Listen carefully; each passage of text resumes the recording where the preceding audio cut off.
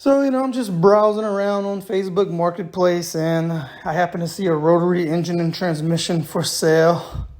So, like a good, responsible RX-7 owner, I decided I might want to buy it. And it's on my way home from work.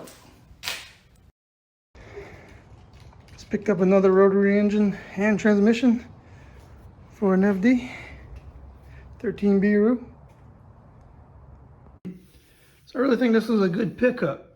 The whole transmission, turbos, engine in pieces, just about everything for it to go back together. Ready elbow with a blow-off valve already. Welded on with a flange. Like, I always switch to these. See, this one had it 10 years ago when I got the car. It didn't have it, I bought it and put it on 10 years ago. This is cool. I mean, 6.0 is pretty cool too, but this is cool. I was wanting to send this one off to Pineapple Racing to get street ported and polished. I may do both of them and just keep one as a spare.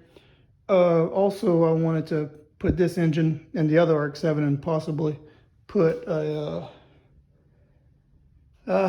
aluminum version like this into this car. I was thinking of doing a 416 stroker, throwing that in the Trans Am.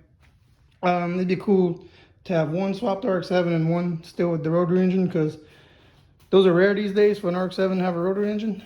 Usually LS or 2JZ has already been swapped into them when you're looking for them on Marketplace or whatnot.